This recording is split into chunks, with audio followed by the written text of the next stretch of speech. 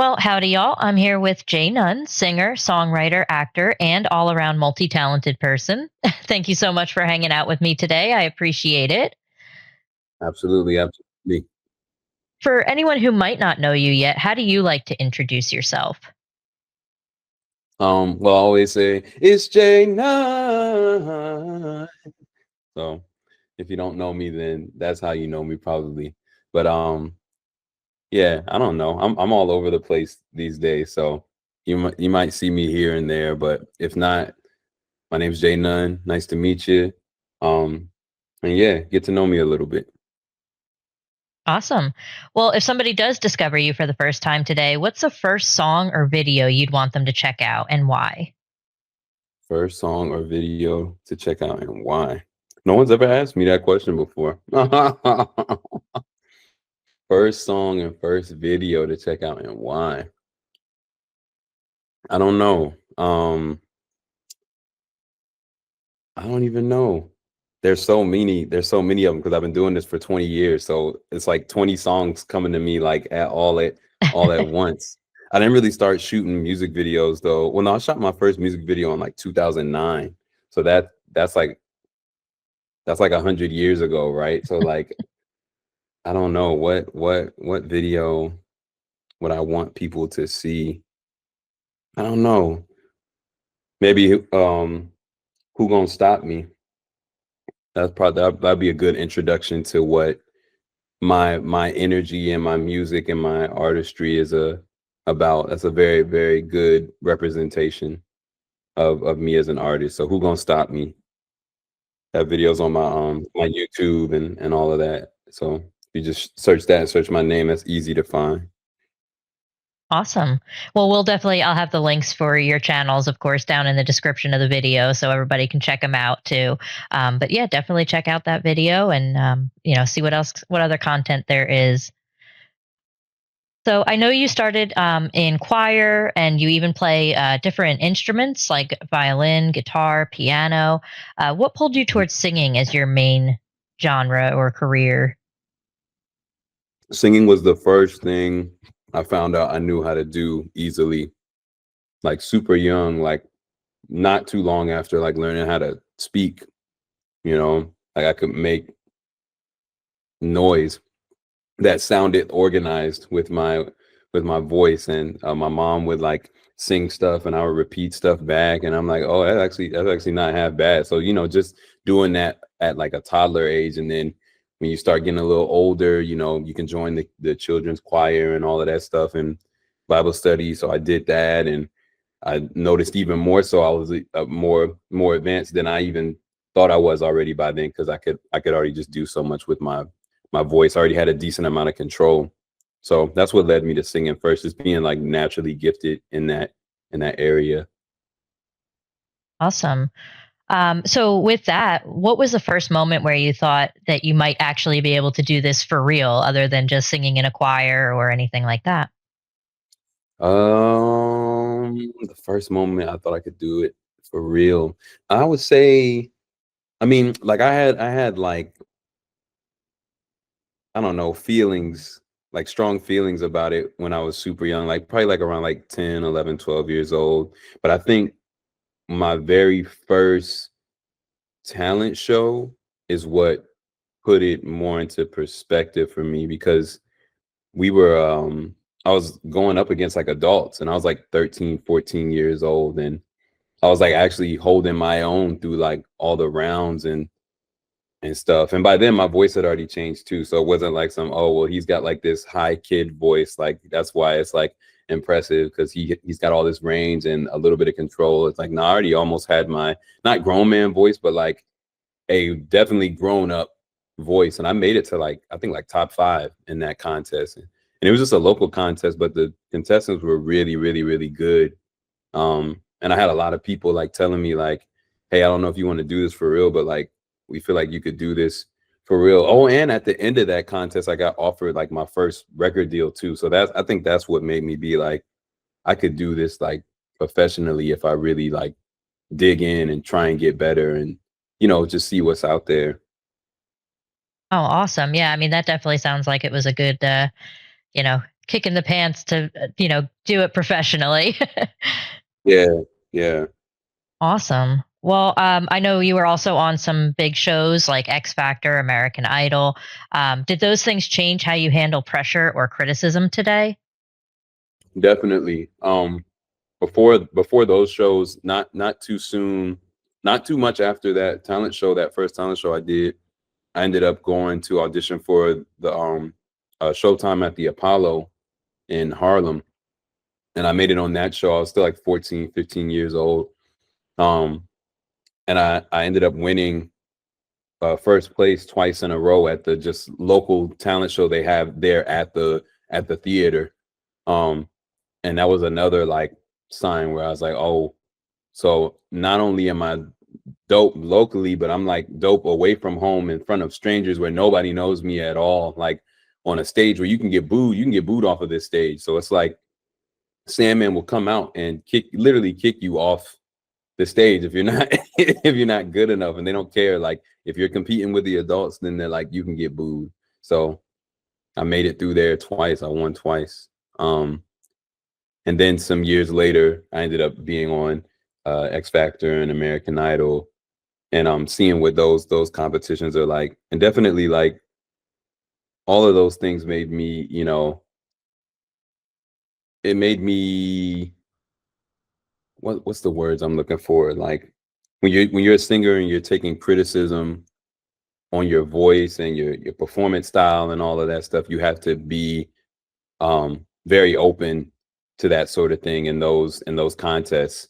So doing that definitely made me become more open and like just listening to feedback and like really taking it in and seeing what I can do with it to get better. Yeah, that's awesome. I can only imagine how that was being in those kind of contests and just the pressure, but also just how, incredible that must have been. Yeah. Awesome. Well, you've also worked with voice play, doing a cappella singing. What are the unique challenges of that compared to singing with a band?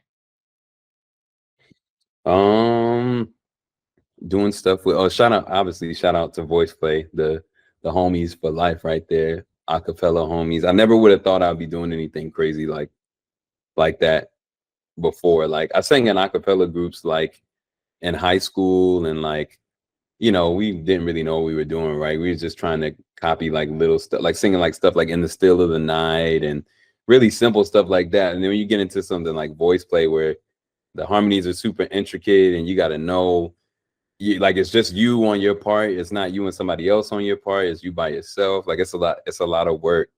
Um, but yeah, what was the question again? Because I lost it already. No, that's okay. What are the unique challenges of singing a cappella versus singing with a band?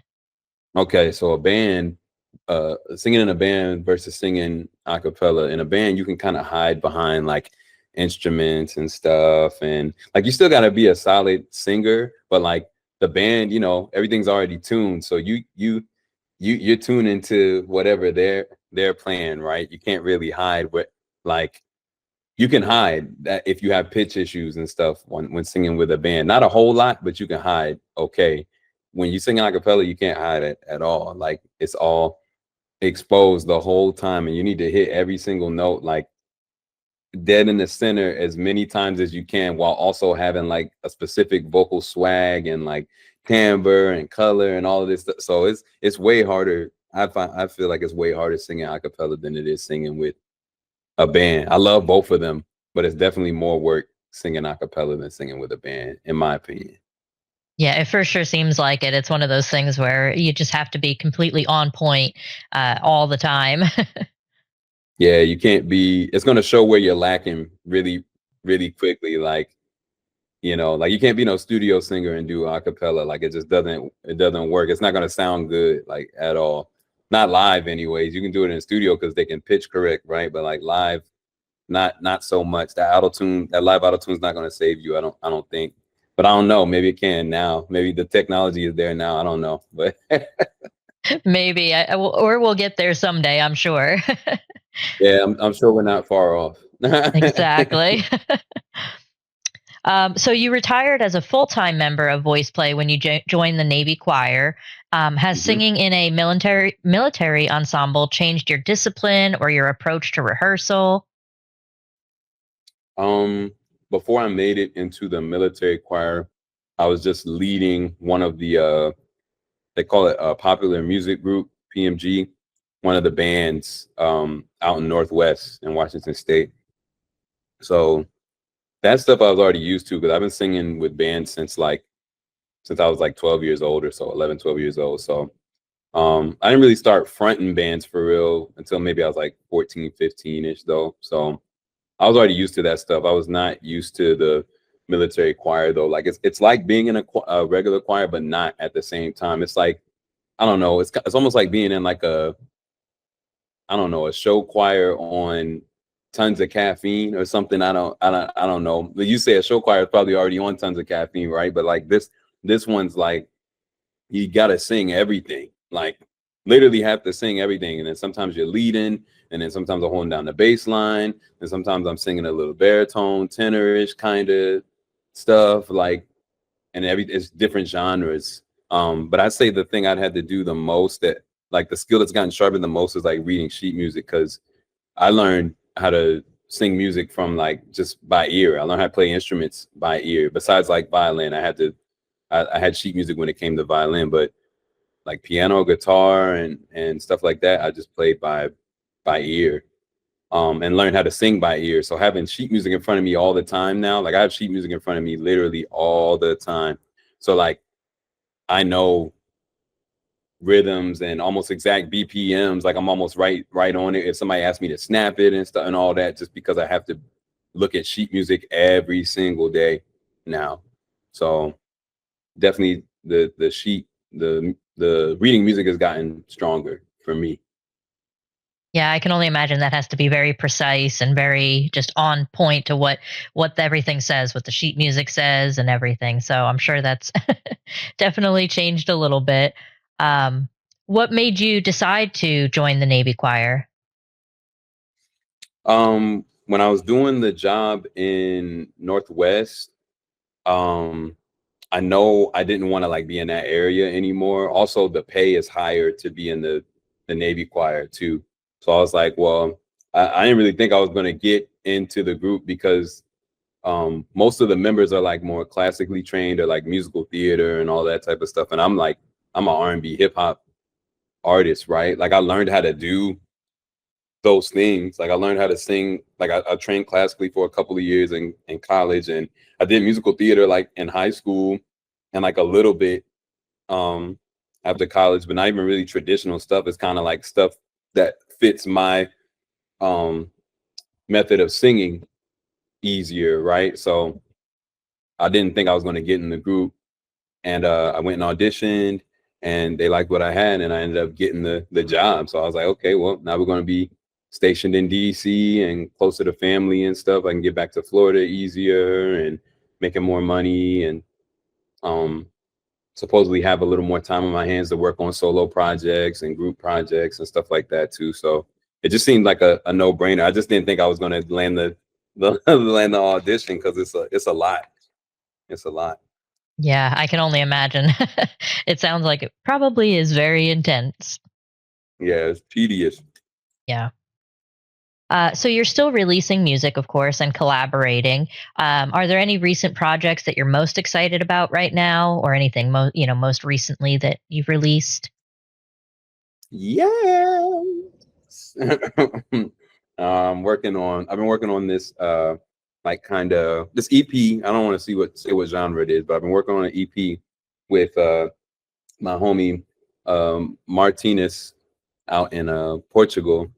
And we're gonna be dropping that. I want to say at least by springtime of next year. But like right now, we're trying to figure out. We're asking our friends and fam and close music producers and stuff like what they feel like the single is on the project because all of the songs are so good. Like it's like almost like, but it's just hard to pick like which one's the one.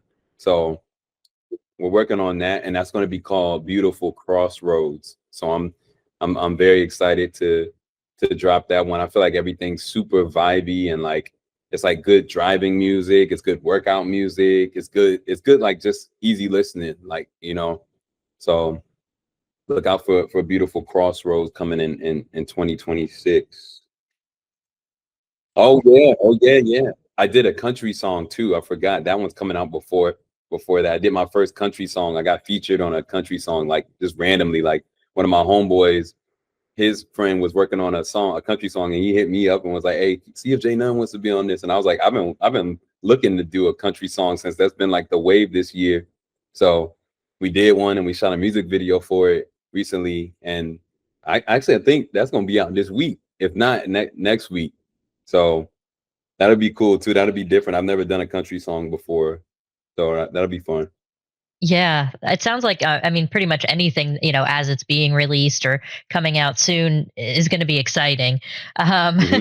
anytime you get to drop something new, it's I'm sure exciting. But Oh, mentioning the country song, do you have a favorite genre of music? oh, absolutely. R&B.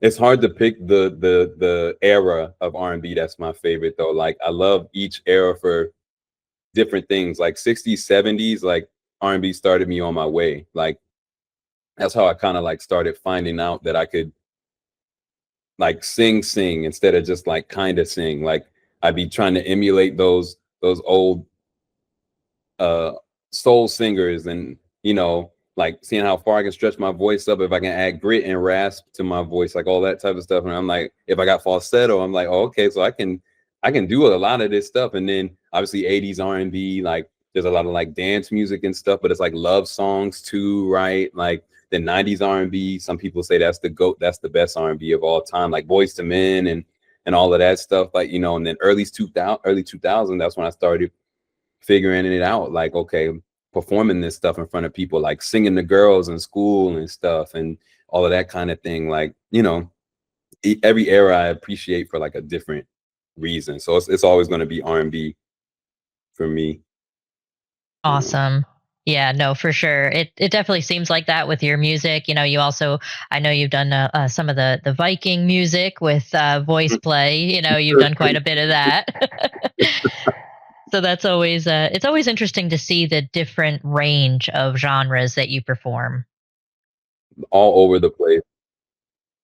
Like how did I get to Viking music? Like that doesn't make any sense. Like if I told my third grade best friends that I'm singing Viking music now, they'd be looking at me like I'm crazy. Like, what the hell are you doing? Right. No, it's definitely good though, and I'm looking forward to country as that's a new one for you. I think that'll be just as good. So definitely looking Yeah, it's forward gonna to be a it. vibe. It's gonna be a vibe. It's called Red Coat is the name of the song. Red Coat, like putting on a coat. Awesome. Definitely looking forward to that one. Now, when you're writing, what usually comes first for you? Like melody, lyrics, a feeling? Like what kind of starts your process?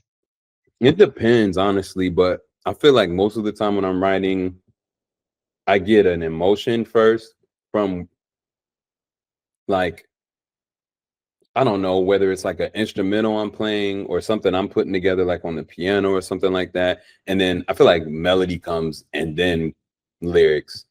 Like I literally get in the studio and just start like scatting random beats and notes, and I'll do like 3 or 4 takes, and I'll be like I'll hear something and it'll be like dun, dun, dun, dun, dun, dun, dun, dun, dun, dun, dun, dun, dun, dun.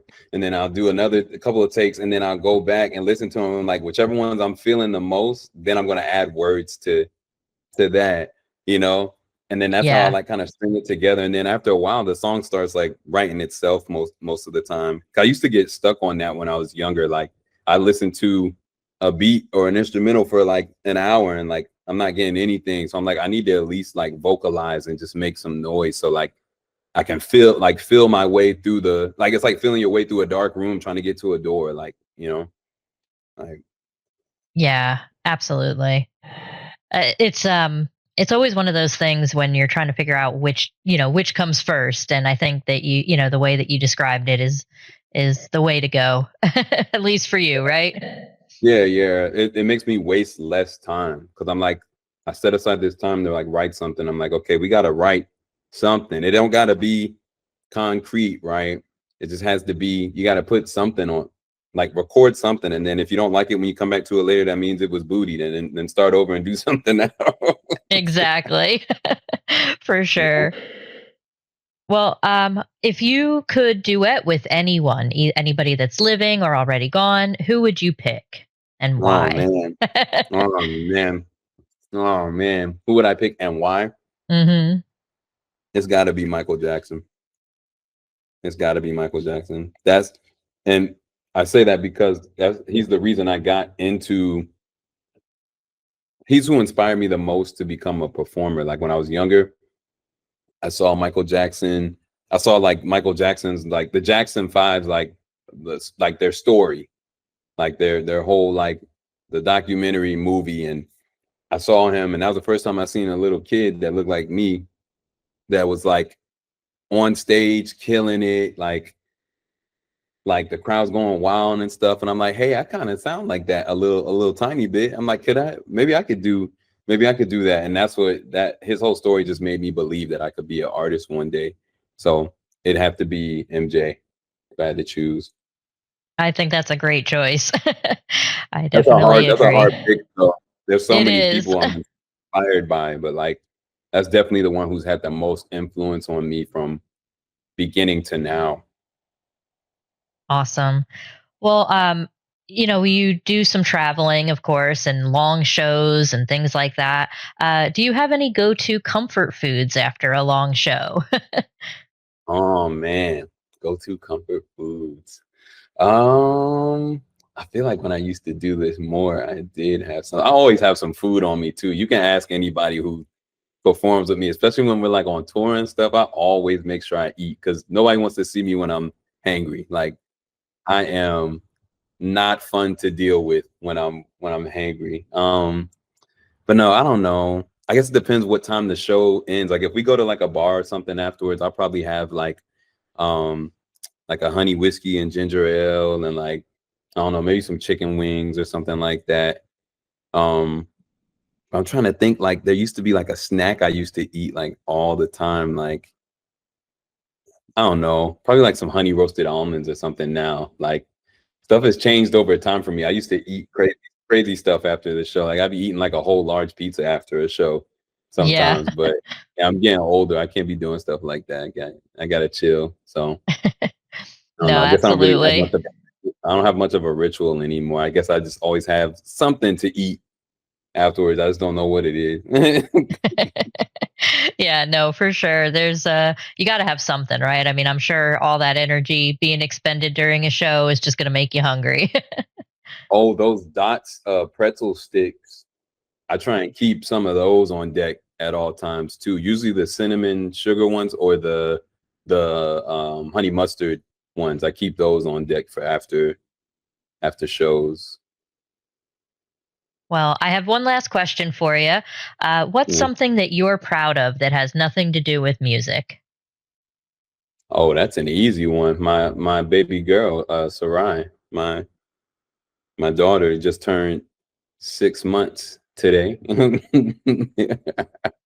I am Wow. extremely proud of that. Me and wifey did a great job and are doing a great job raising a beautiful baby girl in this extremely crazy world right now. Like I still can't believe I'm a whole dad out here, but yeah, I'm extremely proud to be a dad and to have the chance to raise someone to help make the world a you know a easier place to live in the future. So that's honestly what we're all doing, even though we're not thinking about it, right? As parents, like you want to raise the future to be more, more open and tolerable and understanding, and you know, just be beneficial to humankind overall. You know, it's easier Absolutely. said than done, but we gonna try it. Yeah, for sure. I kind of assumed that would be your answer on that one, but Yeah, I that's figured easy. I'd That's ask. too Awesome. Well, this has been great talking to you. Thank you so much for sharing your story with me. For anybody who's listening who wants to follow you or support you, what's the best places to find you online? Instagram and YouTube are the ones I use. the most. So Instagram.com/it's JNone, ITSJNONE. And the same thing for YouTube. It's JNone.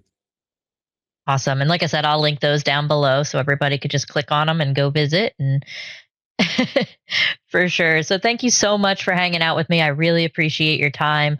And yeah, I think this will be a great episode. Absolutely. Thanks for having me, Jessica.